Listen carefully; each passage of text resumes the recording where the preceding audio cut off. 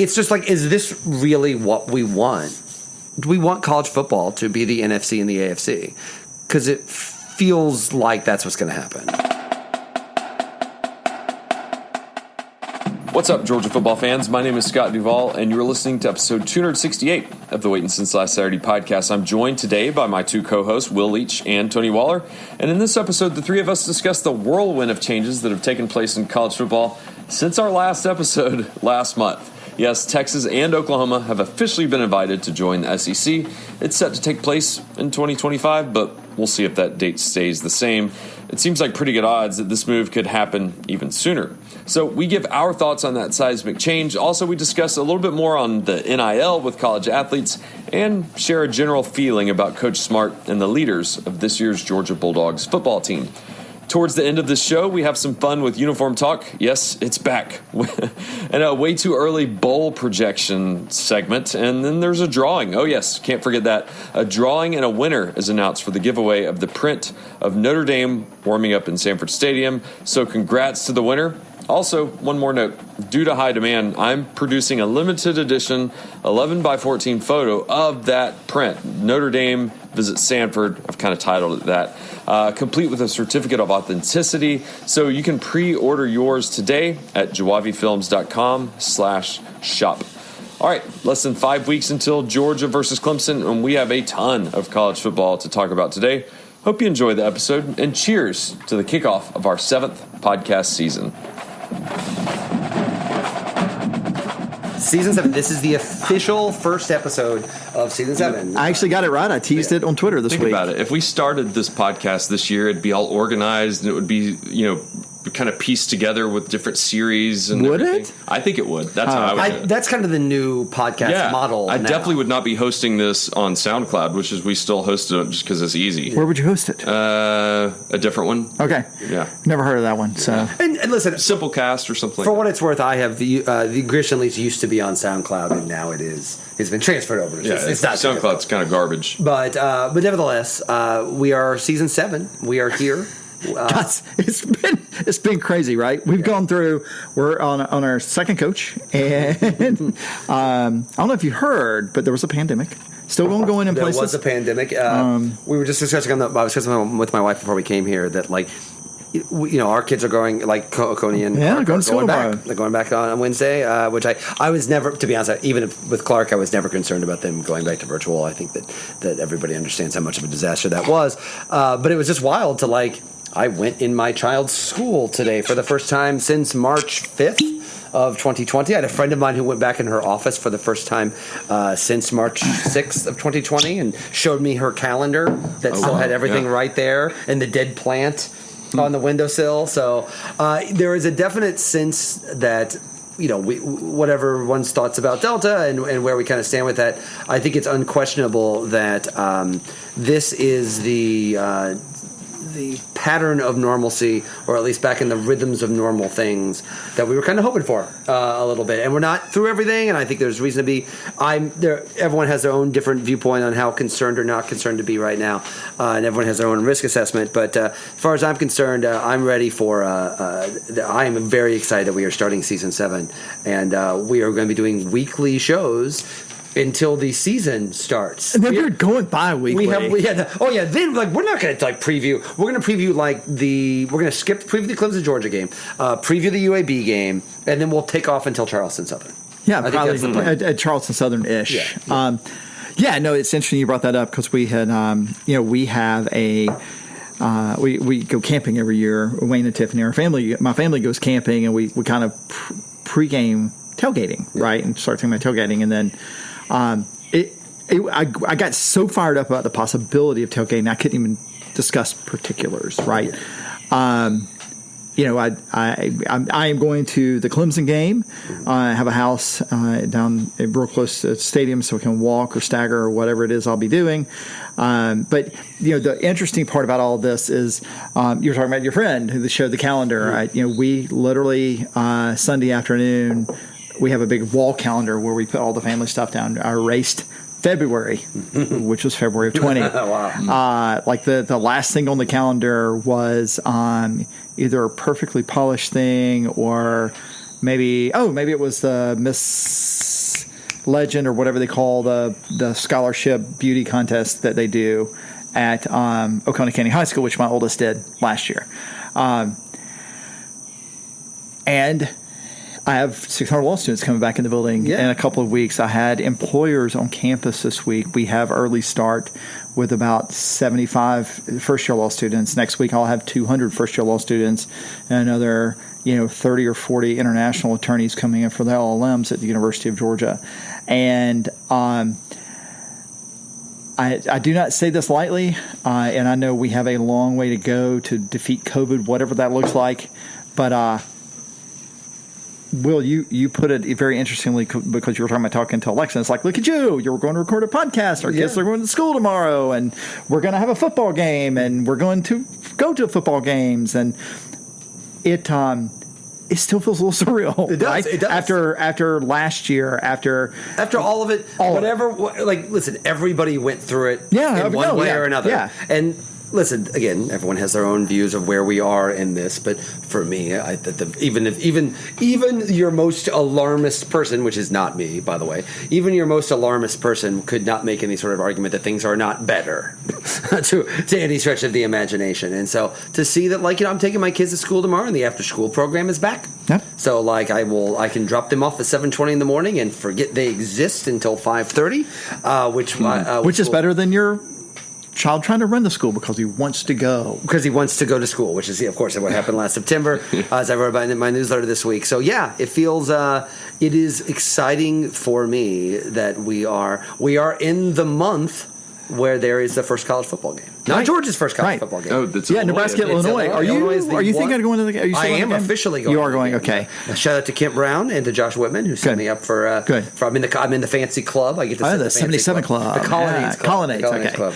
So our friend Paul, he's like, how interested would you be coming to that game? I was like, Will's going. I might. We'll see. Yeah. So, but if I will not be in the Colonnades. Yeah. If Paul's going, please, I would love to say hi. Yeah. Whether you're going or not. But so it's exciting. It's happening, and I can't wait. I found myself, and we'll get into this so we kind of get a little closer. And I think particularly when we get before the UAB game, I find myself getting kind of surprisingly emotional about this stuff. And I think that's key to hang on to that emotion because while we, and I think many fans are getting emotional about college football and getting back to normalcy, the sport itself is not operating out of emotion right now. It is operating out of cold capitalist fervor, to say the very least.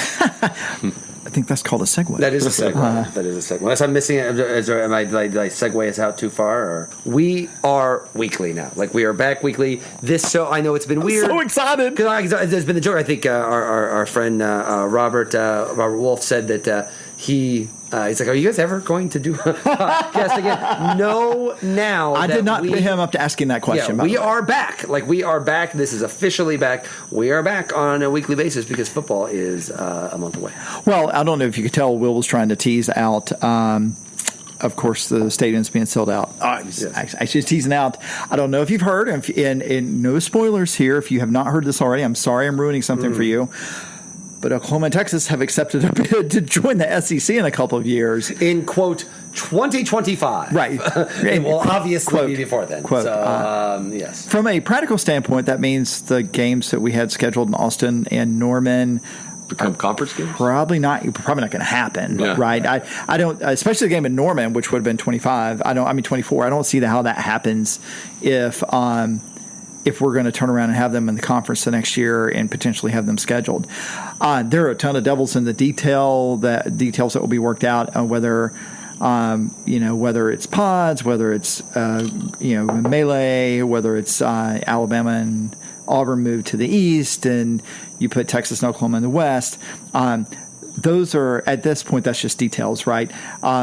If the last conference expansion was about increasing access to television households, this is purely about increasing the prestige, members of prestige in your conference. And I think the long-term play is, it really looks like this is going to be an NFC, AFC situation. Yeah, I think that's probably right. It could be 15 years, but yeah. But that's clearly what they're working for. You're going to have a Big Ten, and you're going to have an SEC, right? And that's what this is going to be. And it could be Big Ten, Pac-12, ACC, SEC, right? Oh yeah, but in those four, yeah, and maybe some American teams get picked off to make it all work out.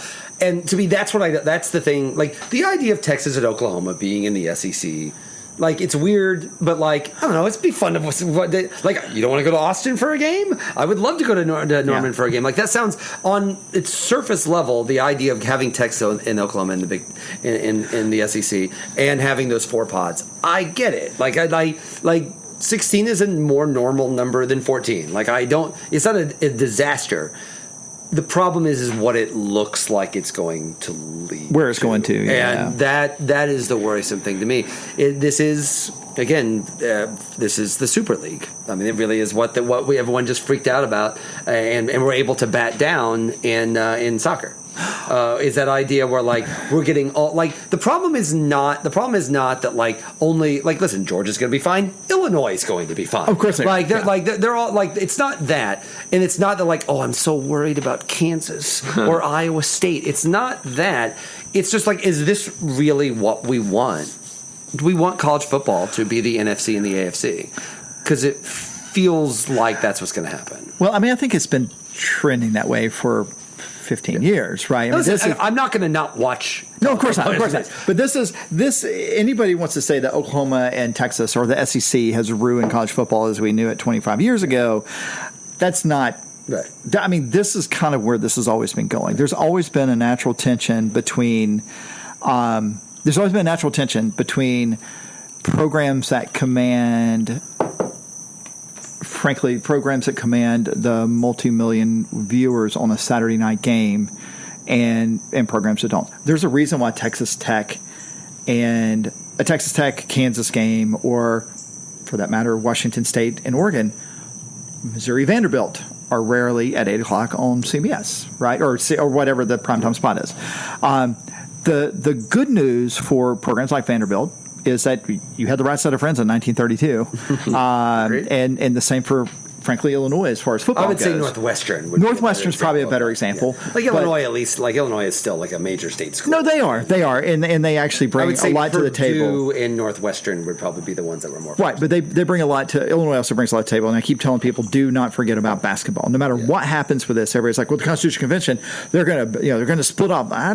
Let's hold off on that, because there is still $1 billion a year in NCAA money that gets apportioned to conferences and teams for the men's NCAA basketball tournament. If you read the report today, it looks like the women's tournament is significantly undervalued, according to the report that came out on equity issues. So if you just throw those in, that's a lot of money. And let's not kid ourselves. This is about money.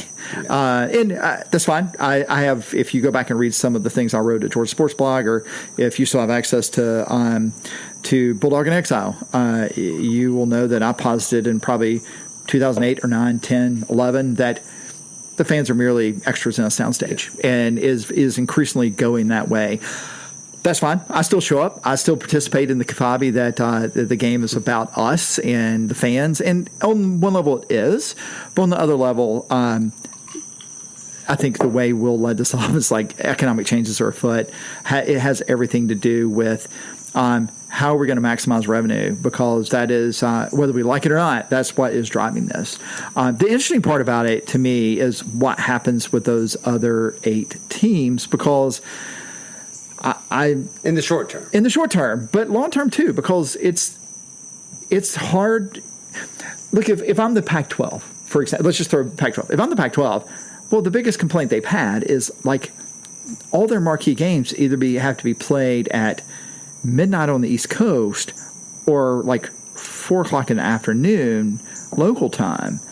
Well, you have an open invitation to get into the Central Time Zone now, where you can always have a noon game, 11 o'clock local kickoff, which is essentially what now almost 2/3 of the SEC will be in.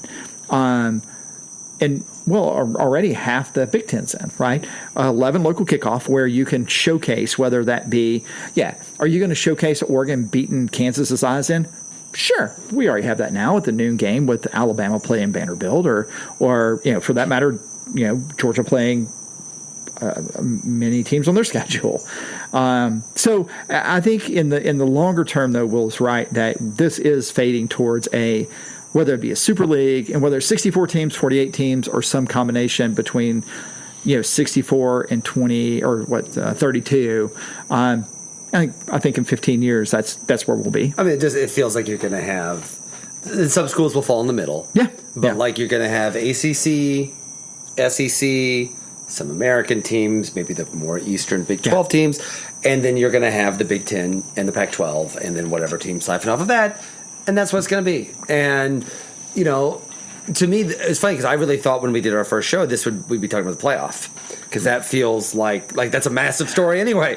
And now it feels they've already talked about. I think, listen, Greg Sankey has been a fascinating central character to all of this, and he was kind of involved in the negotiation for the playoff, but also had this kind of going on the side. And listen, Greg Sankey is doing his job. He's doing his job. Now, I might not think that is good for the world in a macro sense.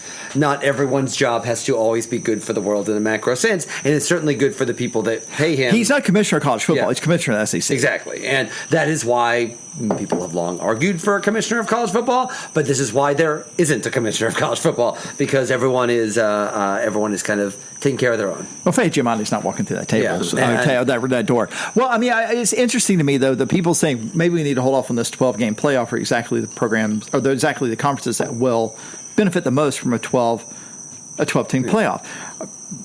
If let's assume, for example, the Big 12 can figure out a way to survive without Oklahoma and Texas, I'm not saying they can. I think there's options, but even if we go to 12 teams in 26, and there's still a conference, they will have a team in. The Pac-12 will have a team in, right? And I understand why the knee-jerk reaction is to say, "Whoa, well, this was negotiated in bad faith." That's fine.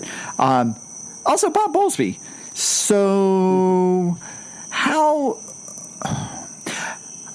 I don't think he got played. I really don't. If you're not looking forward to 2025 and your two marquee programs in your conference, by all accounts, the ones that keep the conference afloat, or at least command the most of the value in the conference television negotiating rights, how you can't look forward at them and try and engage them early on in some sort. You can just think, they're not going anywhere. Why would they go anywhere? Particularly Texas. Like, honestly, Oklahoma, I think Oklahoma, if Texas leaves, Oklahoma has to leave. Yeah. But, if Texas, I think there's an argument to be made that Oklahoma, if they were feeling frisky, I would argue Oklahoma's a more logical Big Ten team than they are an SEC team. If they want, maybe. Theoretically speaking, and more to the point, Oklahoma is different than Texas. They are still big. They're obviously the second biggest team. But Texas is Texas. Texas is... They're their own thing almost. They really are. And so I think... Oklahoma doesn't want to be stuck in the Big 12 without Texas. Right. I agree with there's that. no reason for Oklahoma to be in that conference without Texas. And they're not going to be an idiot and turn down the SEC. Of course not. So, but again, it just feels like, does Oklahoma really want to do this? I don't know if they do. Listen, Seth Emerson, everybody drink, wrote about the idea that, the Georgia people really want this. They want the money.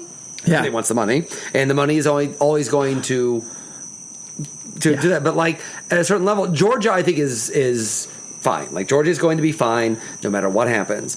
But if I'm Missouri, I'm concerned. If I'm Missouri, I'm definitely concerned. Yeah. I mean, it changes the math on how far you can go as a football program, probably. Although there's an argument to be made that when they were in conference with Oklahoma, as a matter of fact, the last Big 12 team prior Missouri, Texas A&M coming over, that was a significant challenge to Texas and Oklahoma was actually Missouri, right?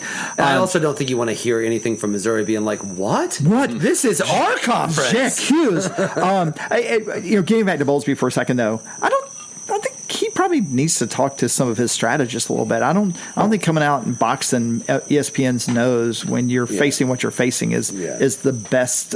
Even if it's true. Even if it's true. Especially if it's true, right? And I think that was followed up when he said, we decided to de-escalate this, and by we, I'm sure it was ESPN and called and said, seriously, this is what we're going to do? That's just how we're going to be. Do you know how many body parts of yours we have in a vice right now? Right. And how many, it's just, it was poorly thought out. Yeah. And you know what? Sometimes things that make you feel good in the moment are not necessarily the best decisions. That's not true. But yeah. He said as he did another line of cocaine. It's going to be wild. And to me, I think a fascinating thing about this too, I think in the short term, because again, long term, we all have senses of how this might go. But in the short term, let's just kind of like... Yeah. They say 2025. It's hard to fathom. They're really going to wait to 2025. Oh yeah, I think that's right. I think it won't be next year, but 2023. I bet it's 2023. Did you hear the? I guess it was a Texas state legislature today. It was a TCU grad grill the Texas. Oh man, AD. Great theater. It was awesome. Yeah, she slammed him by basically recounting their record versus TCU in the past 10 meetings. 3-7. 3-7. Yeah, it's like I guess you'd rather be by Alabama more. Yeah. So, but I mean, again, that is like the definition of theater. At a certain level, it seems like who cares? Like at a certain level, like that is. Well, the people in Lubbock care, which is why she said it. Yeah, of course. Well, I just kind of feel like if they're going to do it, why wait till 25? Yeah. I mean, I'm hoping it gets sped up a little bit. I mean, I'm not a fan of them coming over, and I'll say that until I stop doing this podcast. I wish that they would not come over, and I would wish they would take Missouri and Texas A&M back, and maybe even Arkansas and South Carolina. I don't know. But I think you have South Carolina. But yeah, I think that it's probably going to be maybe 24, 23. It wouldn't surprise me to go ahead. Sounds right. To go ahead. And I don't know when the new CBS contract starts. I mean, the new ESPN. It's like getting divorced and still living together. Yeah. I mean, that's not going to work out. It's a terrible idea. It is. So that's kind of the Bluth idea. Like, it's a terrible idea that's never worked for anyone. So but maybe it'll work for us. So what? If you're the remaining Big 12 teams, who do you talk to first? So you have 8 if you're Big 12, because I think the American is already. See, if I'm Bowles, I don't know if I'd start doing the American thing. No, because the American is very aggressive. And listen, there's good programs. Like Houston is an obvious fit. I'm thinking Houston and maybe Cincinnati, but you have borderline group of 5 teams in the Big 12 right now, and so it would almost bring them down. That's the problem. Well, I mean, I think you look at Houston and SMU because of the footprint, right? But that gets you past the number of teams Kate Mays' dad can count to. But that's neither here nor there. So I got a whole season of them, guys. And but yeah, if West Virginia stays in that conference, and it's a big if, but if West Virginia stays in that conference, I think you have to go over after Cincinnati. You have to go after a team that geographically is closer to them. But if I'm West Virginia, I'm calling the ACC right now. Wouldn't the ACC make their move now? Maybe. The problem with the ACC is they've signed a contract through 2035. Oh. And if I'm ESPN, I'm like, no, you got a team, fine with me. Yeah, fine, got a team. You get the same money though. Yeah, you get the same money. I think I read somewhere that the West Virginia's lobbyists should be in Chicago and Greensboro and should camp out there until this is resolved, right? Yeah. Because who knows? They crazy. Look, 2 weeks ago, if someone had said, "Listen, this don't sound crazy, but in 2 weeks, Oklahoma and Texas will be officially invited to the SEC," I'm like, come on, man, right? So, is there a world where 2 months from now, West Virginia is team 15 and Notre Dame's team 16? True. Or Kansas is team 16? Iowa State is team 16? But it's weird, too, because when we're thinking about this, we're thinking of geography, but who cares about geography? Geography's not a thing anymore. Well, obviously, Big 12 doesn't because they had West Virginia. Yeah. I mean, Big 10 has Rutgers in it. Right. I mean, for crying out loud. The natural Midwestern state of New Jersey. Yeah, of course. That's the thing. People are like, wow, I mean, Kansas is a logical fit because of geography. Who cares if it's a fit because of geography? I mean, Iowa State is a more natural fit, right? I mean, Iowa State, again, Notre Dame's going to have to make some decision at some point. Yeah, that's the interesting thing about your thought. It's like, does Notre Dame, does it help them the fact that they played in the ACC, quote unquote, last year? I don't know what that does. I mean, here's the thing. Until there's an incentive for Notre Dame, everything you need to know about what Notre Dame thinks about their place in the marketplace is told by the fact that they did not fight kicking and screaming about not getting a bye ever in the college football playoff because they feel comfortable enough that 12-1 or 11-2 Notre Dame is going to be in the top 12. and they have their own TV deal with NBC. And that's another thing about this is like if Notre Dame joins the ACC, let's assume they join the ACC. What does that do? I mean, that's the most logical thing for them to do with the ACC with their deal right now is because it allows ACC to go to NBC and say, okay, we recognize that you have always. What if we always guarantee you Notre Dame home games, but you be a part of the ACC package and you do you put baseball and third tier basketball games on NBCSN or whatever. I mean that or Peacock whatever right? I mean they literally how many hours are in a week? I can't do that math. They have literally 11. So many hours, 11 hours of I mean they have unlimited amount of streaming to fill on NBC, right? So Notre Dame, the power Notre Dame has is that they almost literally can be a Texas in a player in a conference. I don't think the Big Ten is going to go for that, right? I don't see the Big Ten going like, you know what, we're going to let Notre Dame do their own thing just to get them in the conference. ABC would do that. Yeah. I mean, I'm sorry, ACC would do that. I think they would. If for no other reason because they're locked into a contract now with ESPN through the ACC network through 2035. Well, I mean, there's going to be a seismic shift in all this before then. Is there a world where the SEC is the only behemoth for the next 10 years where they have 16 and the other teams stay at 12? I mean, I think the SEC and the Big Ten are the behemoths. Yeah, I think that's right. I think that because that's where the money is. Yeah. And so I think that they're the behemoths. And then the question is, this is why the Pac-12 is so interesting because they're so, obviously it's UCLA and USC. These are huge, huge things. But financially, they're so weak right now. Right. Okay, not financially they're so weak. Television-wise, they're so weak, which is to say financially they're so weak. And I think this is maybe a good way to get into the larger issue on this, which is things are changing in our sports at an unprecedented rate. The idea that NIL and the playoff are now oh yeah, those are also happening is pretty wild. I'm sure you guys have friends like this. I've had a few friends that have talked about the idea that I don't agree with this, but there are people out there, and I think particularly people in our college town area who have fallen in love with college sports this has been a kind of an organizing, guiding principle of their lives for a long time. Who just NIL is driving them crazy. There are people that don't like the NIL stuff. They think there's something the idea of these guys getting paid, or this is there's no loyalty, or the tradition of stuff. The purity's gone. It's out there, and on one hand, I think that's silly. On the other hand, here I am also saying, yeah, but I don't like all this conference realignment is taking away what I really like about college sports. This is the deal, man. I think those are two sides of a different coin, same coin. Yeah, and listen, my man, Brett Kavanaugh. I totally jive, but honestly, I thought his dissent was his concurrence. His concurrence was great and agreed with every word of it. But okay, this is basically college sports saying, okay, fine, we're a business.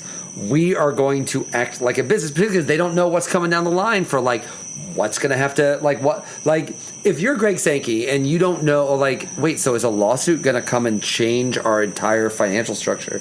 I need to get my cash now, and I need to lock myself into this position because I think that cannot be eliminated from the context of this conversation. Is the idea that if I'm Greg Sankey, whatever your thoughts about he's just supporting the SEC or whatever he's doing, there is, independent of Texas and Oklahoma, there is massive, massive, massive change coming to college sports. Yes. If you're Greg Sankey or you're Georgia's president or you're Kevin Warren or whatever you're doing, your job right now is whatever tidal wave is coming. Whatever tidal wave that my man Brett Kavanaugh put into place, or invited to be allowed to put into place. When that tidal wave comes, you need to be protected and need to have every single dollar that you can. And I would argue Like, this is why Greg Sankey is smarter than the NCAA. This is why, this is why that dumb lawsuit, the NCAA is like playing, what's the whole idea? They're playing checkers and the SEC is playing chess. And I think that's clearly what's going on here is they are girding for whatever is coming. And NIL, I think, ultimately is going to seem kind of, it's a big deal now because it's new and it's weird. But NIL is it's going to be a modest piece of the pie. It's just the start. Yeah. It's just the start. And so if you're a college program, you need to maximize your revenue moving forward in every possible way because something's coming and it's going to be big. There's only two ways to maximize profit, and that's increase revenue and minimize expenses. Well, the method of minimizing expenses is going away soon. I mean, it's not. I mean, look, everybody's like, well, blah blah blah, and paying players. Well, the players are actually out. They're actually out earning money on their own, on the thing they have, right? Yeah. If it were me, Tony Waller, a junior at the University of Georgia in Ag Economics, I wouldn't be able to earn that money. I'm able to earn that money, but this is also not a vacuum. It's not like Todd Gurley didn't show up at the University of Georgia and suddenly be an incredible athlete, right? He showed up at the University of Georgia because he had a marketable skill, right. And that marketable skill was running a football very fast and over people. Yeah. And it's crazy to think that Keith Marshall was the 5-star and Todd Gurley you're going to bring that up, right? 4-star. Yeah, that's I still can't believe that. I think that was the dumbest take I ever had is that Todd Gurley would redshirt. I actually wrote that and published it. Oh, you probably said that. I don't know. I don't know that. I don't know if the blood. Yeah, but yeah, that's. I mean, huge stuff's coming. Yeah, huge stuff's coming. Yeah. They're girding for the fight. That's what's going on. That's what's happening. And look, I'm 53 years old, right? And in my lifetime, the world's largest outdoor cocktail party has gone from being played in a 75-seat erector set stadium to an NFL stadium. With pools. But only for the Gator Bowl. And Georgia Auburn has gone from certainly a team that you hate to lose to this thing that's like, look at that, Georgia's won what, 12 of 15 or something? 12 of 15, yeah. Right? And I think actually 13 of 16 now. And in the 40 years or so I've been cognizant of Georgia football, or 40 or 43 or 4, we've gone from every game kicking off at noon or 1 o'clock to games literally kicking off from noon till 9. We've gone from 30? Games happening every day of the week. Every day of the week, right? Right. Everything. Yeah. So, I mean, there have always. I mean, the most consistent in college football is change, and this is a big one. This is a huge one, right? And does it potentially threaten the regional nature of the sport? Does it potentially threaten the thing that, quote unquote, we all love about the sport? Sure. But I think the one thing that that we love about the sport that won't change is the icons on the helmet or the logos on the helmet, and don't change the helmets. And setting Scott up, guys. The logos on the helmet, and it will always be fun to me to beat a conference rival. And Scott, I hear you when you're like, I'm all for sending South Carolina, Arkansas, Missouri, and Texas A&M back to their other conferences. And South Carolina's case, not a conference at all, except for that one ACC title they won. But they were in the Metro Conference for a while. That's right, hilarious. Yeah, and only for basketball. Whatever. Yeah. So on one hand, I hear you. On the other hand, I still love the SEC and hate all the teams in it but Georgia. If it helps make my season tickets where we don't have Chattanooga coming in and Charleston Southern, I'm all for it. And I think that is that's an underrated part, because obviously our home schedule is trash this year. Obviously, TV revenue. And that's partly happenstance. That's partly the way it's fallen. But obviously, TV revenue is an important part of this. But selling tickets and putting butts in seats is a part of this, right? And that's why I think that whether it's 8 games and 24 or whatever, we'll eventually have 9-game conference schedules. 10-game would be nice. Well, I like that last year. 10 games is, you're asking for a lot, but keep in mind. There's also the idea, like, we're season ticket holders. Yeah. But, like, a lot of people like to have that game. To like to have a Charleston Southern 3-year-old. Yeah. They like to have a Charleston Southern You game. can still have that. Yeah. Right. One. Right. You can have one. But that's right. But you also have to think about what you do, and this is, by no means do I think these programs are doing it altruistically, although I think some do look at it this way, it's an interesting way to trickle down money to Charleston Southerns, right? To keep conference schedules such that they can play paycheck games.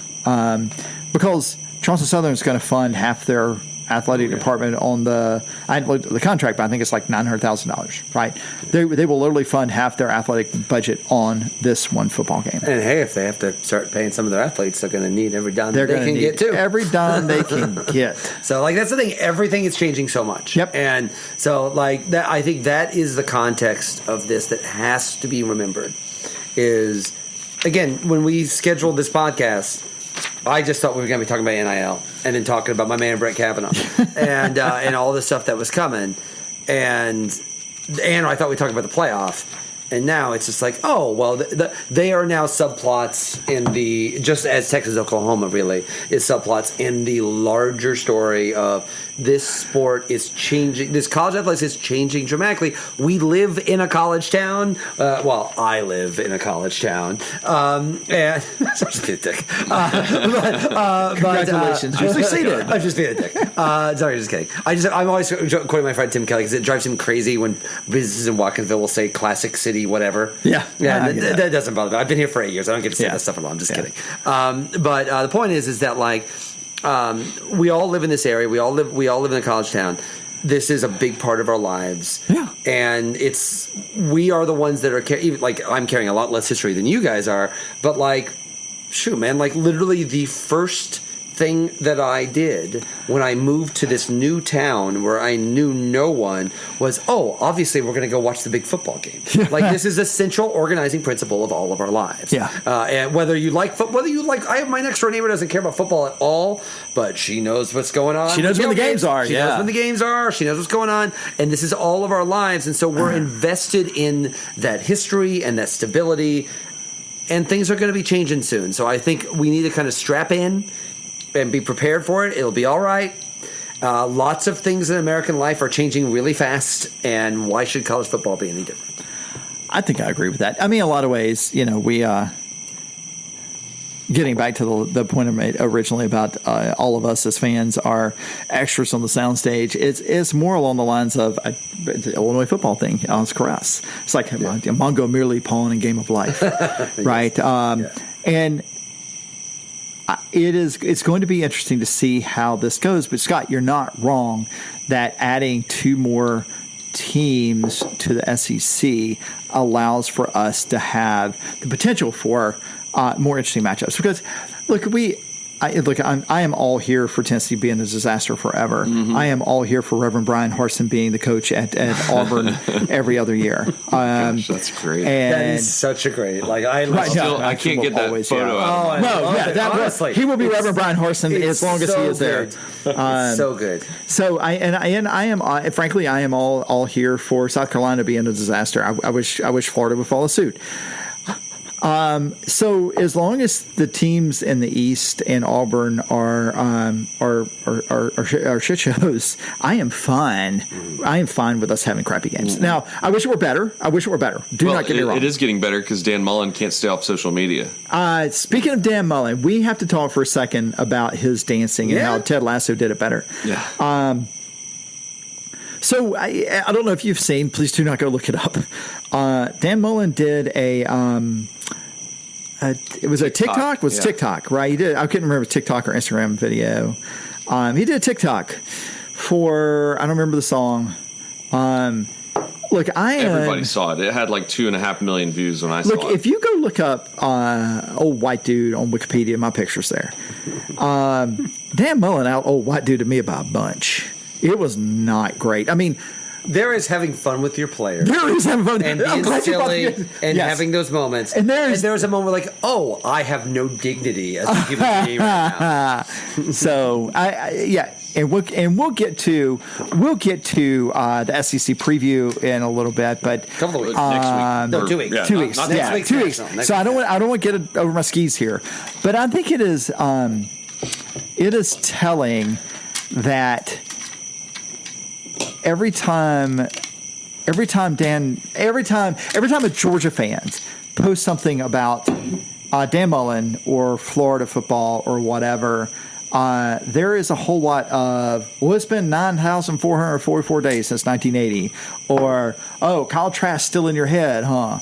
Like, I'm sorry, Florida fans, y'all are 2008 Georgia. You just are. That's the way it is.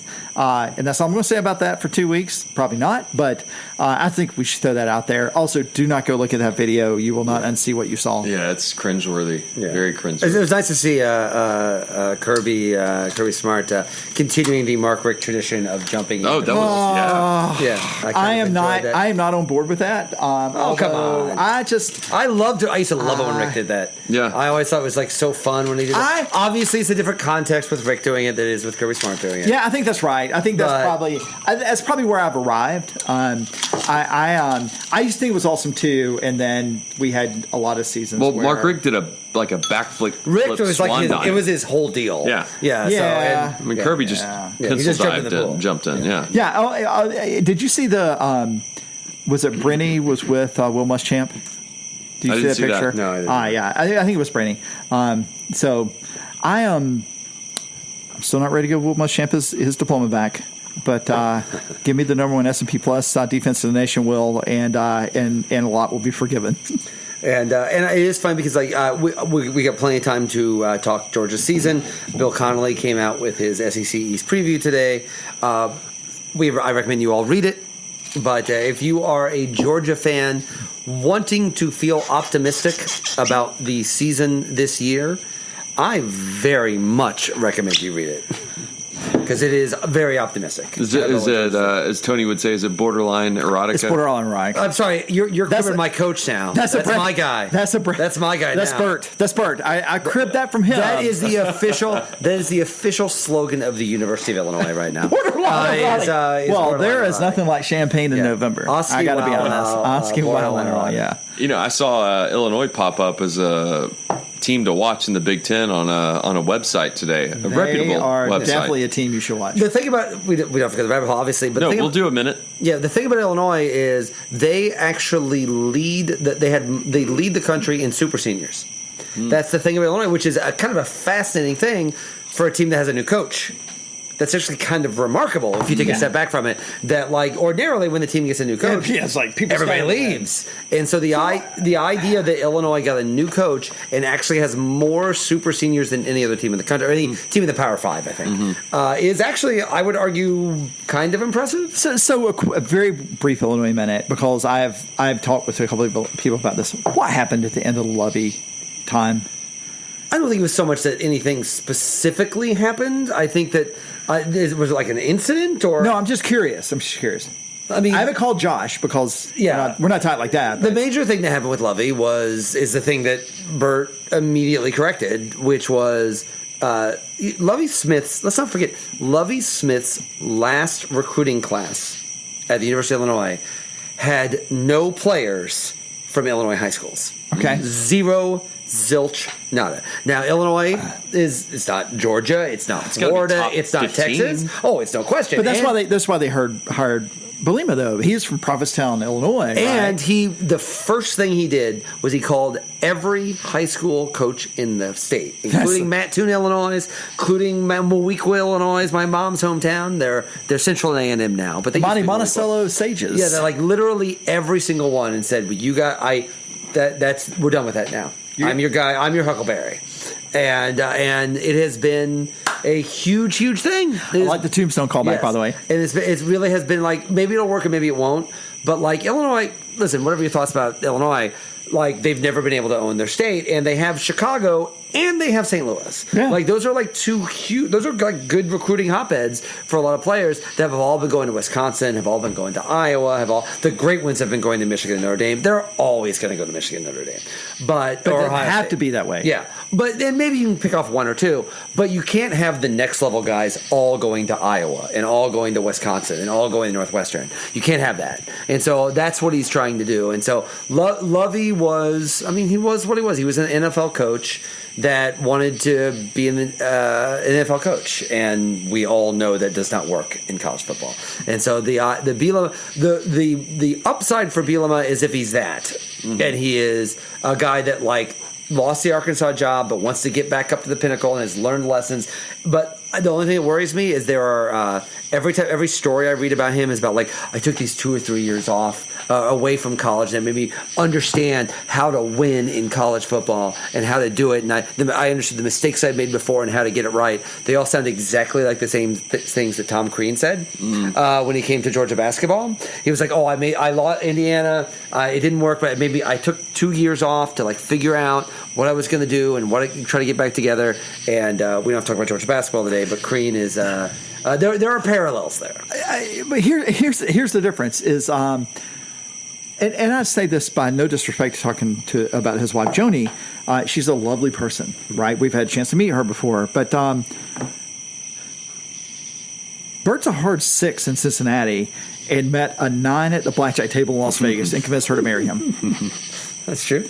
Pretty good salesmanship. Yeah, I'm just laying that out there as a statement of fact. And listen, and I will confess that Tom Crean he's got more going on in that department than Bert. I think we can all agree. He's a handsome dude. I have to say, Tom Crean is now the one thing that's happened over the summer. Tom Crean now runs by my house. Oh, cool! Every day I'm on his running route. Yeah. Every day he runs by my house every day. I've waved to him several times from our front porch. So that. So he's keeping in shape. Bert ain't running by anybody's house. Ain't running. He's running through the parking lot of the buffet on the east side. but anyway, which I respect. Yeah. So the point is, yes, having Bert in the Big Ten and be the Illinois coach this year, I think will be a point of amusement throughout this season. I can't wait. I'm with you. We will do a big national preview next week, right? Yeah, We're doing a national preview next week. Just to tease a little bit. I think there are probably going to be some surprises this year. You brought up the super seniors. If you have not paid attention, basically everybody's free pass. Yeah. You have the opportunity to come back as a senior. Does Georgia next have year. any? Is it Devontae Wyatt? I think. Yeah, Wyatt probably is. Georgia doesn't have much. If you look at Bill Conley's returning production stats, Georgia's in the bottom 10, as is Alabama. The thing about super seniors is if you. You would only come back if you're not draftable. Yeah, right. I think Wyatt is the only one, at least starter. Yeah. But super seniors are great for Illinois. Mm-hmm. They would be very bad for Georgia. Mm-hmm. It would have indicated a problem. It depends on who you listen to. Right, Georgia's season last year was a disaster because we lost to 2 teams, mm-hmm. and everybody's like, "Wow, you lost to 8-4 team." Actually, we lost to, at the time, a 6-0 team who fell apart because of coaching. And shoes. I know I got to whisper coaching. And shoes. But in shoes, oh, my God. Marco Wilson's always invited to my tailgate. Tailgates, those are happening this year. They're happening. We can't wait. Get to do I don't know if you know, tailgates are happening. I'd like to repeat one last time before we transition to the next thing, just to be as a preview for what we've got coming up.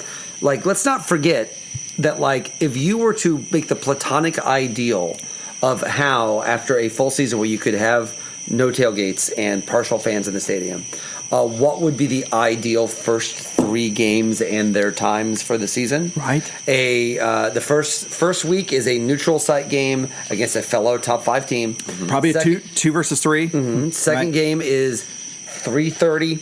Power 5. 3:30. No, that's UAB. Yeah, 3:30 against Power 5. Group of 5. Group of 5. And it's been a minute. And also UAB is probably one of the top 10. They're decent. Group of 5 teams, and then the next one is South Carolina 7.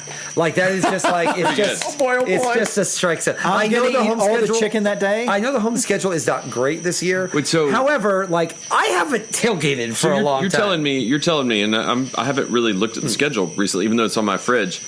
It's back-to-back home games after Clemson. Correct. Oh, yeah. UAB and then South Carolina. 3:30 and 7 o'clock. What's after South Carolina? Not to get ahead of myself too I much. will tell you right now. Yeah, I It's feel an like away game. Was it Missouri or it something? might be Arkansas. No, they're at home. No, you're right. It might There's be. 2 in Let's see September, here. 2 in October, 2 in November. I know that. At Vanderbilt on the 25th. And after that, we don't have those are the only back-to-back home games. Okay, that's fine with me. Yeah, Vanderbilt, Which is a the great ideal way to time to have start, them. yeah. Exactly, it's the ideal time to have them. Arkansas here, and then at Auburn. And even if it were opposite, if it were South Carolina and then UAB, it wouldn't be as good. Yeah. The fact that it's UAB, you're right. I think that's working right. you I up think to that's an right. SEC game. Yeah. Yeah. Yep. So we get to ease into tailgating with a 3:30 kickoff in a game that, frankly, I think that scene's going to be a madhouse. It will because a group of 5 school, even 2 years ago, South Carolina didn't even ring a bell. Yeah. And everybody is going to be just so pent up to just explode. Yeah. It's going to be very high. But I can't wait. And the reason why is that you end up with a whole thing out there because you're going to have to be careful that day. It's going to be people are going to be out there. Be prepared. Yeah, I can't wait. Yeah. It's going to be full and listen. There is no indication, regardless of anyone's worries about Delta or lack of worries about Delta, that stadium's going to be full. People are going to be tailgating. Things are going to be bad. Yeah, they could land the small planes at Athens Been Up. So I've seen them fly over before. So it's. I'm ready. So what's next, Scott? We got a whole I wanted to jump on real quick some of the NIL sponsorships. Not many. I couldn't find that many. Actually, I didn't want to do that much research. Been there, but yeah, JT Daniels signed with sportscollectibles.com. What they do is it's kind of exactly what it sounds like. I'm trying to put my reader glasses on because I'm old now. But what it is you can get a shirt signed and an image signed and a helmet and everything. So that's cool.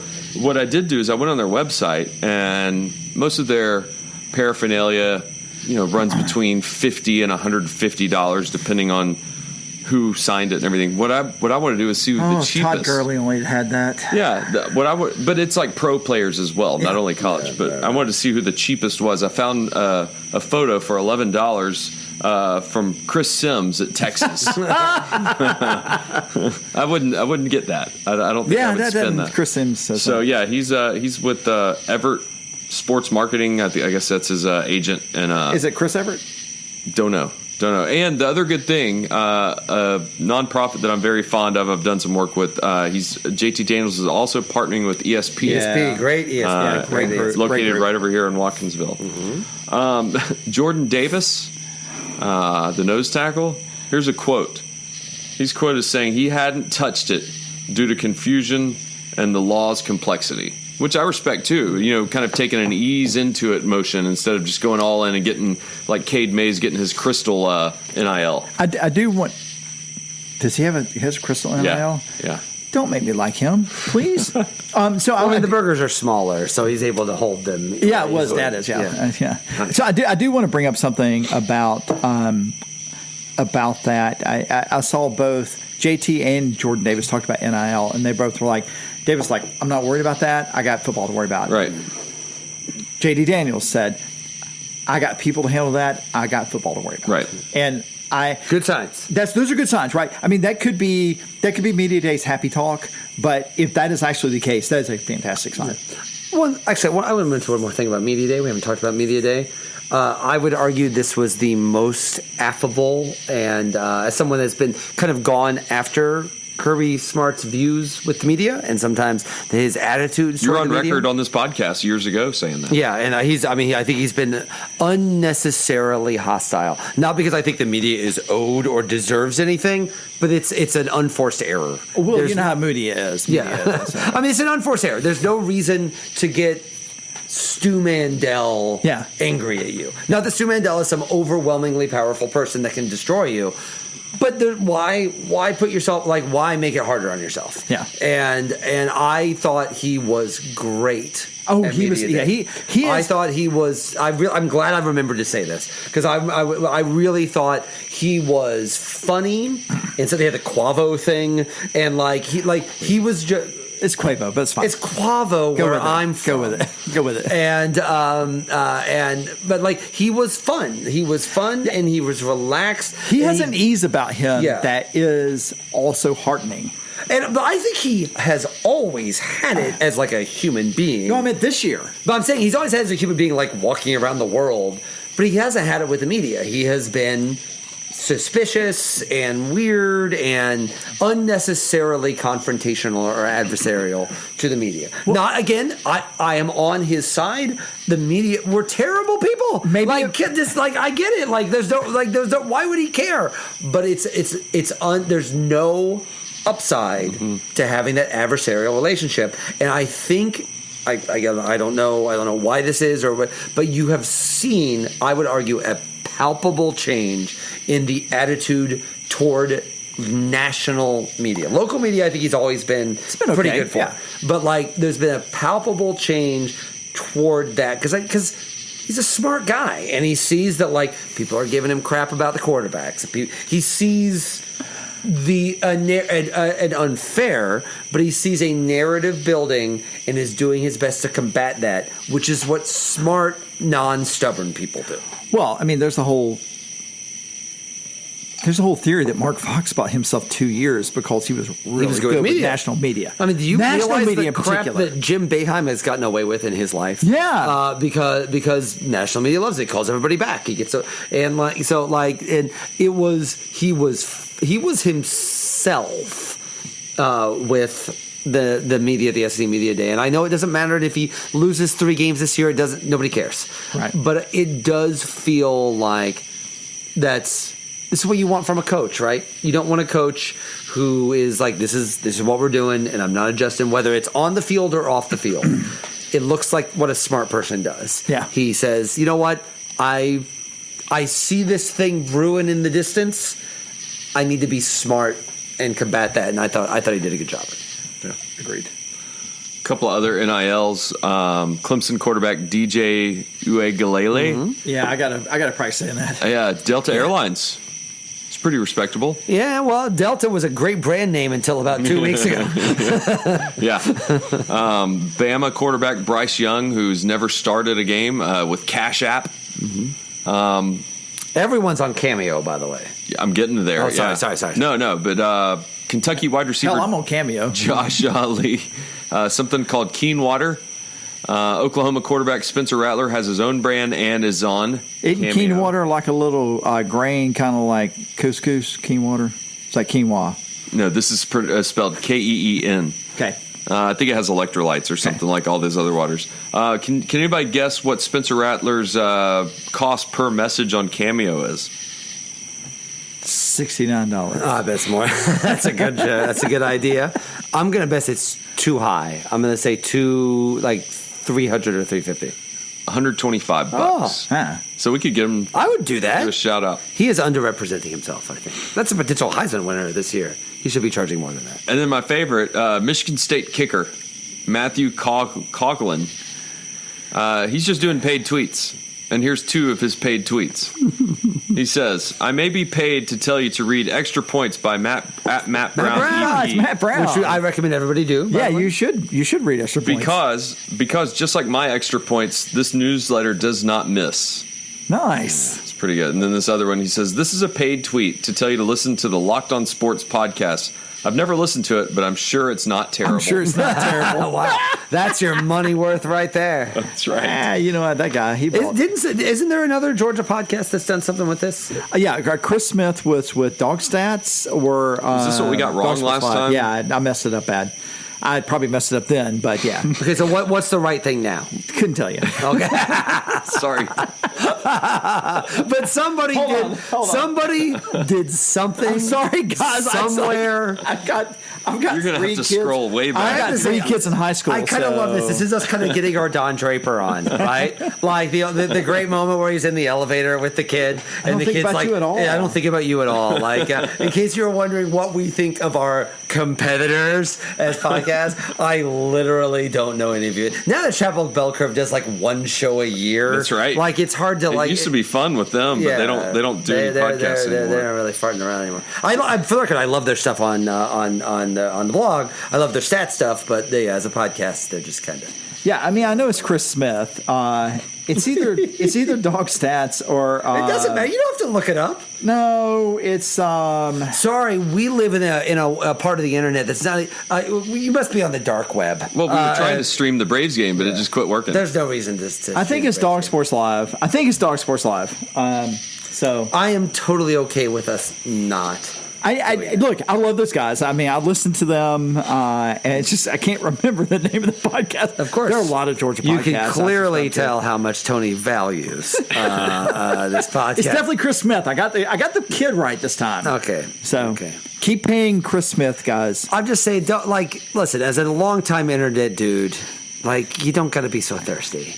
You don't got to be so thirsty. Just make your stuff. Slide my your DMs. thing. Slide my DMs. Make your stuff. Do your thing. If it's good, people will find it and like it. And if it's not, you'll go find another job. It happens. At William F. Leach, if you want to. I mean, we should talk about who we would have sponsor. I mean, Hot Rod would have been back in the day. Oh, I mean, we'd have been a bidding war. No. Hot Rod would. He'd been ours. We're Lego guys. Yeah, we're Lego guys. I don't know. I feel like if Chapel Bell Curve were at their peak, he'd have been down with those guys. Yeah. Obviously, Prather Hudson. Yeah. And by the way, Prather Hudson is a safety. He is a safety for the Cardinals. He's on the depth chart, guys. He's on the depth chart as a safety / linebacker. He's a depth chart guy. He's not a running back. He's going to play this year.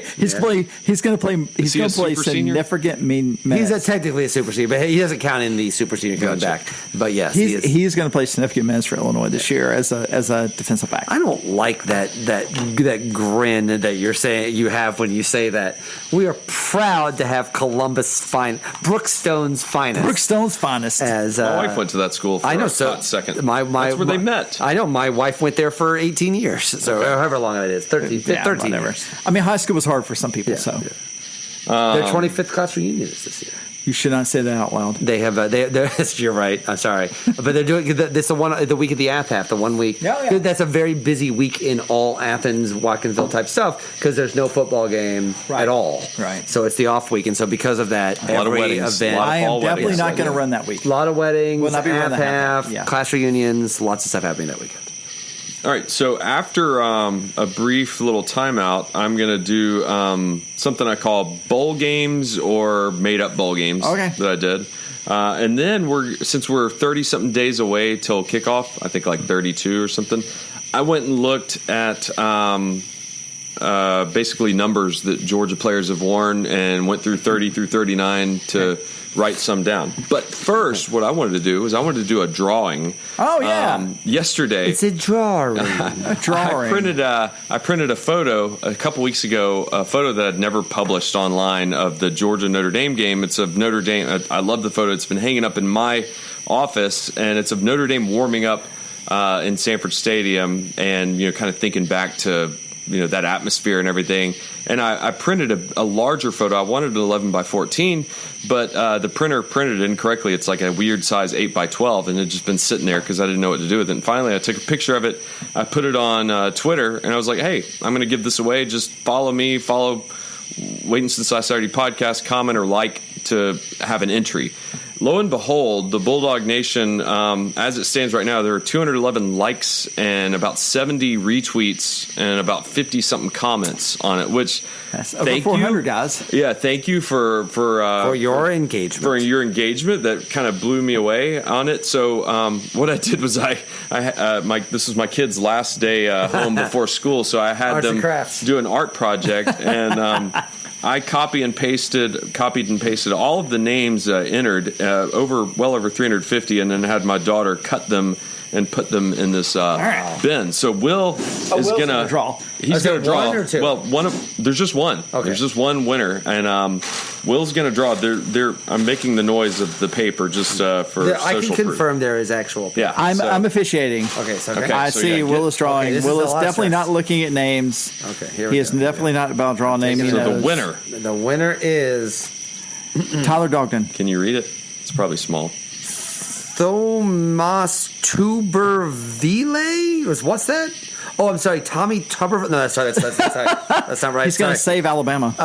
Okay. This is a good one. So it appears the winner, who follows us, is a happily married Navy veteran and Go Dogs Always, good. Craig McHenry. Congratulations. Awesome. What's his to handle? At Craig McHenry 2. Oh, good. I hope, by the way, that this Craig McHenry 2 will find the original Craig McHenry and destroy him. Craig McHenry 1 is what his Twitter handle is. Destroy him. But congratulations, Craig McHenry. Happily married Navy veteran and Go Dogs Always. This guy seems like my kind of dude. Congratulations. You should throw that in the yard so we forget. Yeah, so Craig, send me a message or I'll reach out to you. Do we need to do a backup in case we don't hear from Craig? Nah. He sounds... He's a stand-up guy. Craig is the backup to Thomas Tuberville. That's right. And so what I'm going to do is, since there was such a reaction to this, I'm going to print 34 of these images. Nice. It's going to be a limited edition, 34 edition. I'm going to do it 11 by 14. I've already got a local photo lab that's going to do it. And I'm going to pre-sale 17 of them. So half of them are going to be up when you hear this podcast now. They will be cheaper than the other 17 when they go live. So, yes, if you want to go to jawavifilms.com/shop, you can do hopefully you'll get one of the 17 pre-sales of this 11 by 14 picture that I took. And hopefully we'll have some more photos that will be going around as well. So thank you for your time on that. That concludes the podcast for today. And no, I'm just kidding. Now we're going to get into... Yeah, I was excited about this. I was looking at bowl games, and I found basically their bowl projections, and I piqued my interest. And I will tell you what Georgia is projected already. It'll be a little disappointing.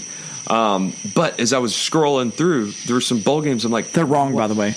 Oh yeah, I was like, what is this bowl game? And so finally, what I did was I saw so many. I started writing down the ones I thought were fake, and then I divided it into 3 fivesomes, I guess you could say.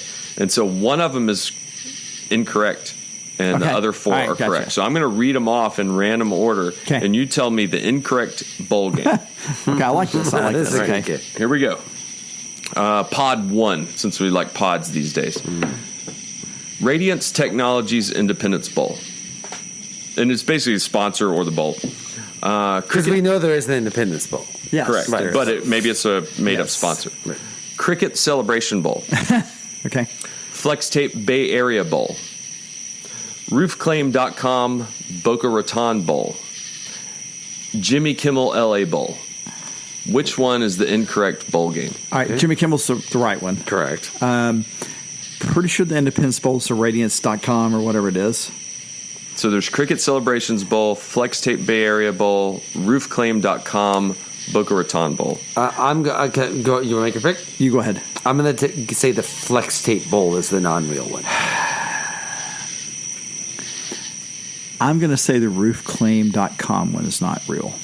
One of y'all is correct. And the correct person is Will. Oh, wow. Flex Tape. Flex Tape Bay Area Bowl is something I made up, but it sounds legit. Why doesn't Flex Tape have a bowl? What's up with that? Dude, those commercials will rope you in if you ever watch that guy in the boat. Yeah, I mean, slaps it's got a piece of Flex Tape. I have a Flex Tape car. Yeah, cuts it in half. That's why I buy all these wet teddy bears. Have you guys seen the wet teddy bears? God, that's awful. I love that commercial. I love surreal covers. That's just... I love surreal. No, not hot dog. Like wet teddy bear. Well, sure. Someone decided that would be a incessant national campaign. I appreciate that. I appreciate that kind of insanity. All right, you ready for your next 5? Yes. All right. Will's winning 1-0. The Union Home Mortgage Bowl. Okay. Ticket Smarter Birmingham Bowl. Cameo App Connecticut Bowl, Guaranteed Rate Bowl, Tropical Smoothie Cafe Frisco Bowl. Okay. Tony, take your pick and then I'll go. Give me the list again. Tropical Smoothie Cafe Frisco Bowl, Union Home Mortgage Bowl, Cameo App Connecticut Bowl, Ticket Smarter Birmingham Bowl, or the Guaranteed Rate Bowl. Cameo App Connecticut Bowl. I am also saying the Cameo App Connecticut Bowl. That is correct. All right. Because it is incorrect. All right, the last group. The Trans Perfect Music City Bowl, the Matador Beef Jerky Bowl, the Offered Arizona Bowl, the Tony the Tiger Sun Bowl, or the Fenway Bowl? This is a tougher one. This is a tough one. One more time. The Tony the Tiger Sun Bowl, the Trans Perfect Music City Bowl, the Matador Beef Jerky Bowl, Offered Arizona Bowl, or the Fenway Bowl? I'm going to say the Offered Arizona Bowl. I'm going to say the Tony the Tiger Sun Bowl. Y'all are both wrong. Ah, There is a Tony the Tiger Sun Bowl. That's the new sponsor. that's weird. Like, just call it the Frosted Flakes Bowl. Right? The Matador Beef Jerky is fake. Oh, Okay. That's the one I kind of assumed was correct. I thought that awful website was sponsoring the Arizona Bowl. Offered Arizona Bowl. Is that It's Barstool. is I it didn't want to say it in Barstool? front of you, yeah. I'm aware the Barstool exists and sucks, so it's okay. I can handle it. Fenway Bowl. I guess they're gonna. Yeah. Yeah, they're going to play a ball game. What in is Fenway. offered? I couldn't tell you. Is it? Like I said, I thought Barstool sponsored the Arizona Bowl. Offered. I guess Fenway. Maybe they'll play it on an 80-yard football field because I can't imagine they can fit a Like football. Notre Dame, Northwestern versus Illinois. Yeah, they had to do the end zones one direction Yeah. because they would run the brick wall otherwise. And then finally, the projection from this website for Georgia was Wait, what's the website? College Football News. Really? Okay. All right. Sugar Bowl Okay. Yeah. versus Iowa State. Yeah. Okay. I've seen that in a couple of spots. That'd The be sexy. playoff. Can you guess the playoff that they projected? What? I mean, this is Can you guess the four teams? Please do it. Alabama, Oklahoma, Clemson, and Ohio State. There you go. I mean, So they have Georgia losing to Alabama again yeah. in the SEC. Okay. Yeah. So they have Georgia losing. And we're really losing went to all in. Clemson and Alabama. Yeah, they went on a limb on those projections. Yeah, you have to have them losing to both those teams, right? It's the site that Pete Futek writes for, I think. Yeah, FUTAC, yeah. Futek. So yeah, I've been reading that for years. No, I mean, I think, yeah. That's All right, so we're in the 30s on not us. We're in our 40s. Not Tony. He's in his Not 50s. all of us. But we're in the 30s in the countdown to how many days are left. When we started this, college. we were. That's true. That's true. I kind of grabbed a media guide, which pour one out. They don't provide those anymore, or at least a. If you're Will, you copy. get one. But So yeah, we got numbers 30 through 39, and it's tough because there's some numbers there that just doesn't ring a bell when you're thinking about like yeah, famous who Georgia would have numbers. them? Yeah. So I don't know if you want to try to throw any out there. Of course, Herschel. There was another person listed for 34, but it was so long Why? before I didn't even. Yeah. Somebody with the last name Banks. I don't know. So we'll skip 34 because it's Herschel. Yeah. And no one after. Let's not do all 39. And by the way, you can thank me for that, guys. 30 to 39. He's doing 30 to 39. We're doing 30 to 39. 30 to 39. I thought you said 1 to 39. No. Because it's countdown. Then Because you went to the next seven the week before. Robert just rolled his eyes. Yeah, he just turned it off. No, yeah. it's just 10 numbers. Okay. Yeah. All right. I'm going to be obviously terrible at this. Well, I'm not going to be great. I'm not good at this with like the Cardinals, so I'm going to be bad at this with. Speaking of- Let me go ahead and give you the ones that nobody's going to guess. Number 39, they listed Mike Castro Neves. I think so. He played from 43 to 45. He was an All-SEC lineman and coach with Vince Dooley. Okay. Another one would be number 36. I came up with Michael Greer and Brandon Sutherland, but they had Bob McWhorter, which if you think McWhorter Hall is named after him. He was Georgia's first All-American, 1910 to 1913. Number 31. They didn't give this number, they didn't give these two players, but I wrote down more recent players. Chris Connolly was number 31. What? Yeah, he was. Tyson Browning, scat back, was number 31. Yeah. They had 1980 player, free safety or a safety, backed up Terry Hogue. I remember maybe it was 81. I remember a famous Larry Munson call. Was it Sanchez? Jeff Sanchez. 32. Running back after Herschel. Played for the Buccaneers for a while. Lars Tate? I had a class with him. Yes. Okay. After he came back. I wasn't there when he was there. But yeah, Lars Tate was 32. 33, obviously. There's a couple that's famous. There's an NFL Hall of Famer that was a number 33. Terrell Davis. Davis. Yeah. That's right. Then you had Odell Thurman. Odell. Yeah. And one of my friends, Brandon Talbert, who coaches okay. now at Prince Avenue. He coaches baseball, or he coaches football over there. Coached my son in baseball. 35. Veron Haynes, of course. 37. Think about a linebacker about 10 years ago. Played for the Steelers. Yeah. Middle linebacker. I'm gonna be so mad when you tell me. Oh, no. Yeah, go ahead. Kendrell Bell. Bell. Yes. I can And picture then, him wrecking shop against LSU. And then think about a toss sweep. I think 1984 against Florida on the 2-yard line for number 38. Not Rodney Played Hampton. for the Giants. Yeah, Rodney Hampton. No, played for the Steelers. Not Hampton. Hampton was 27. Played for Steelers? All I can think of is Haynes now. Tim Worley. Oh, Tim Worley, yeah. So he was number 38. Yeah. Who was 39? 39, Castronis. Castroneves. I think you're adding a couple of syllables, but that's fine. Castronis, okay. Yeah, Castronis. Yeah. But yeah, that's all I got on the fun stuff. No jerseys? Oh, crap. I do have jerseys. Guys, that's how long it's been since we podcasted. I brought up jerseys. We're rusty. I brought up jerseys. This won't take long. It's going to be nice to get back in the actual rhythm. And by not long, we mean 70 minutes. Oh, and then I've got rule changes, too. Yay! Yeah, there's one big rule change that's going to All right. that people do not realize is happening. I've got 3 right here, rule changes. Okay. No undergarment, a T-shirt or T-shirt is allowed to extend below the waist. This is Okay. It's not a safety issue, they say. It's an image issue because it looks sloppy. So it's not a name or likeness issue. Okay. And then there's no faking injuries. They're going to be. Isn't They're that going to allow. flopping rule? Yeah, There's where were you? But they're not gonna, That's an anti-Notre here's Dame the rule. thing. They're not going to enforce it in time. They're going to allow you to send videos to Steve Shaw to review to see if they faked injuries. Yeah, that doesn't fix things. And then probably the one that Will's talking about is overtime. Oh yeah. Oh, yeah, that's right. We're going to 2-point conversions after one, right? Yeah. So the first Is it after one or after two? First overtime is regular. Yeah. Second overtime, you do a touchdown and 2-point. Third overtime, 2-point conversion only. I don't understand the point of this. Like, I don't It's understand what TV. they're trying to achieve. It's TV. It's They're so trying old, the game's going so Yeah, long. they're trying to maintain within the You TV could call block. this the Ole Miss Arkansas rule because they It was the which most was amazing. awesome. It was the most amazing thing, right? My point on this is like I get it. I really do get it, but college football is contained. This is not like Sunday where you have specific blocks of time where you have TV product you got to get out. Who cares if Ole Miss Arkansas? Oh, what game? The Texas A&M Arkansas. What's always Arkansas? Texas A&M Arkansas. No, Texas A&M LSU. Right? Yeah. Whatever game it was, last year. Was it last year? No, 2 years ago. 2 years ago. We went to our game that kicked off at the same time, and we saw the last 5 overtimes of that game. I'm with you, Will. I don't get it. I don't get it. You have a hammer, so you're trying to find a nail.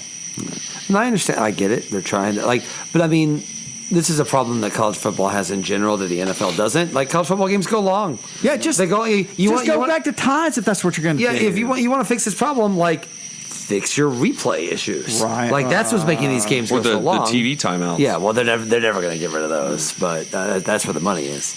Yeah. Ugh. Okay, so I'll move along to uniform talk. I've got a few that I wrote down that I did some research. I actually have visuals. Sorry for y'all listening. It's not for y'all, but it's for Tony and Will to react. So East Carolina University, the Pirates, playing up, where do they play? Greenville? North Carolina? Greensboro? Something like that. The Pirates? The Pirates. Where do they play? Greenville, North Carolina. Definitely not South. All right. It's the first time in 20 years that the Pirates have worn gold numbers. There's lettering on purple tops. Think Vikings Color Rush is what they're doing. As for me, I hate the font that they're using. I'm going to show you in a second. But I love the Jolly Rogers helmet that they've stuck with. The pirate ship or the Buccaneer. It's kind of East Carolina. It's kind of what I wish the Buccaneers would go back to their creamsicles. Yeah. Oh, yeah. Because of that pirate with the knife. And the center hiking the ball. Right. No, that's the Patriots. That's the Patriots, yeah. That's a great one, too. Yeah. So it's hard to tell. I just took a screenshot. It's East Carolina. The number font's garbage, but it's fine. They went to Adidas this year and changed it up. All right, so then we're going to Boston College, which to me, Boston College looks the same always, and they still look the same.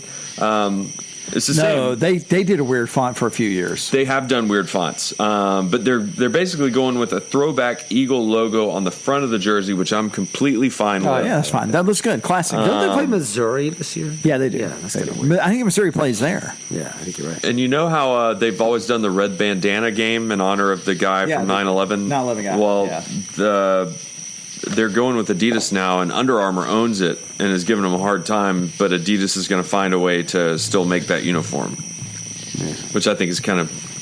Isn't Under Armour kind of fading a little bit? I think so. I think they're holding on to what they can. All right, so Wisconsin. This is a problem. Badges.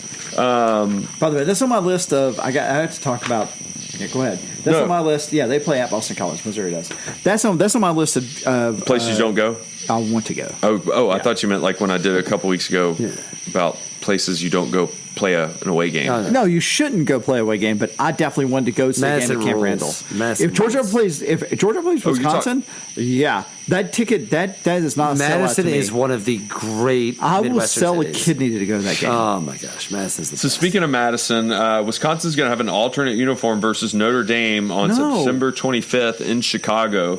It's because of that Shamrock series. I would expect Notre Dame to pull out something awful. So they're going to have the word forward. Are they playing where are they playing? Soldier Field or Wrigley? Soldier Field. They're going to have the word forward placed within the W on their helmet. Forward is the state motto of Wisconsin, and they're going to put Roman numerals on the back of their helmet, spelling out or signifying 1912, which is when Camp Randall was dedicated. So this is what their helmet's going to look like versus Notre Dame. It's really bad. It's basically someone Hunter Jones would hate this. That's Georgia versus BYU bad. Yeah. It's not great. So that's what they're doing. You can look forward to that on Notre Dame. On the flip side, I love what SMU is doing. They are branding themselves as the team from Dallas. It's basically what they're trying to do is they're trying to win over neutral fans who live in Dallas. The Big 12. It could be. Maybe they're trying to resurrect the Big 12, but they're going. They've done this before, but they're kind of adding to some flair to it. They're going with a Dallas themed helmet. And it's the same as the white jerseys, but they're adding blue jerseys, and their hashtag is called Pony Up Dallas. Are they putting a dead hooker on it? No, it looks like this. That's it's sharp, James. It's completely sharp. It looks good. It's okay. Looks great. Looks great. So kudos to SMU, or SMU as my sons call it. Mizzou. They say they have new uniforms, but don't they wear a different uniform for every game? I think they do. I mean, they're not Ole Miss, but they basically italicized their number font for this new uniform, and there's no Mizzou on the front. It's just the number, and the number's bigger, and that's it. That's the same font they've used, but it's bigger. But there's no Mizzou. Mizzou, And then the last one, this could be cool. Michigan, they've worn. You can't use cool and Michigan in the same sentence. I'm talking about as the aesthetic of it. They've worn blue pants only once. It was years ago. Anyway, they're going to put blue pants in the mix. Expect them to, basically when they wear them, they're going to look like West Virginia. Yeah, that's stupid. Oh, that's not great.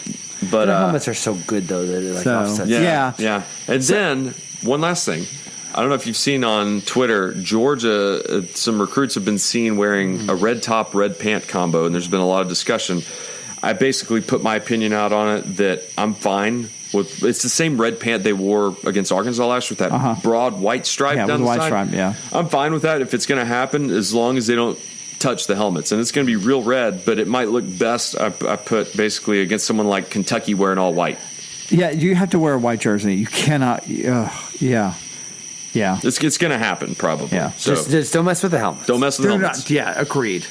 So that's it on the uniform. You're talking about Michigan, and this is probably a good off-season conversation. I talked about I want to go to Camp Randall. Kristen's cousin is getting married next September. The second week of the season, we have a home game. I think Charleston Southern, no, we played Charleston Southern this year. Yeah, but it's the second week of the season. He is getting married on a Friday because he recognizes we and others will want to go to college football the next day or watch college football the next day. Just so happens Michigan, they're getting married in Grand Rapids, Michigan. Michigan plays Hawaii in Ann Arbor, and I've always wanted to go to the Big House. So it's altogether possible I get to go to watch Michigan play Hawaii next year. That'd be fun. And while I'm missing a Georgia home game, it's would not be my first choice. I was told I'm going to the wedding, so I might as well make chicken salad out of something. So that's in the offing. You talking about Michigan's uniforms looking like the Splenda Bowl, West Virginia, which is a little trigger for me, but okay. So So it's great to be back on a weekly schedule. Oh my God, guys. Next week. So next week we are doing. So here's the schedule moving forward. We're doing by the way, you should clear your schedule because we got 3.5 hours each week. It's fine for me. You will only hear 1 hour. No, I'm leaving. I'm drinking and leaving. So, but next week is our preview, our national preview. Our national preview. The week after that is our SEC preview. We're going to go through every team, which is, I already get excited. And I also get excited for the SEC preview that we infamously lost. It never happened. Never happened. 6 years ago. I forgot to hit record or save. And, it was a long time ago. Was that when we recorded at your house? That was when we recorded at my house. Yeah. Then we had to do it over at your dad's. At my dad's old condo. Yes. Oh God, I forgot all about that. Yeah. And now they're in Winterville and they're doing great out there. And then the week after that, we will do our full Georgia team preview. Oh, and then we will preview a Georgia. We got to talk about an actual game, guys. An actual game. That is sooner than anyone thinks. So that's 4 weeks off, which is all the finger Cade Mason's dad has on one hand. It's good to be back, to say the very least. Gentlemen, good luck with your and my Rugrats at school. Can't wait. I'm so happy they're out of the house. It's weird. I was talking to Lex about this, about how it feels like the summer went by like really quickly, except that like the last 2 days before they've gone back to school have felt like they've had 47 hours in each of them, which is a sign that it's time for them to go back to school. Yeah. So when you say Rugrats, I have a driver, a 6'2" man child, right. And I have an 8th grader who is like already like, Dad, I'm going to John Hopkins and you can't stop me. That's great. I was like, it's okay. I like ramen noodles. It's fine. Yeah, that'd be great. Yeah, exactly. All right, gents. We'll be back next week to our big national preview. Welcome back, America. It's time for college football season to begin. Go Dogs. Go Dogs. And thanks so much for listening. We'll be back next week with our National College Football Preview Show, which will then be followed the week after by our SEC preview and then our Georgia preview. So there's a ton of football talk to be excited about. If you have any questions, comments, or anything else, feel free to follow our show on Twitter. It's at WSLS Podcast. Go ahead and buy a print. You can pre-order a print. There's 17 of them. And also buy Will's novel, How Lucky. It's been recently voted by Amazon editors as one of the best books of 2021 so far. That's a pretty cool honor, and I've seen Stephen King tweeting about it as well. So links to both the photo print and Will's book are in the show notes of this episode. We'll see you on campus very soon, and as always, go Dogs.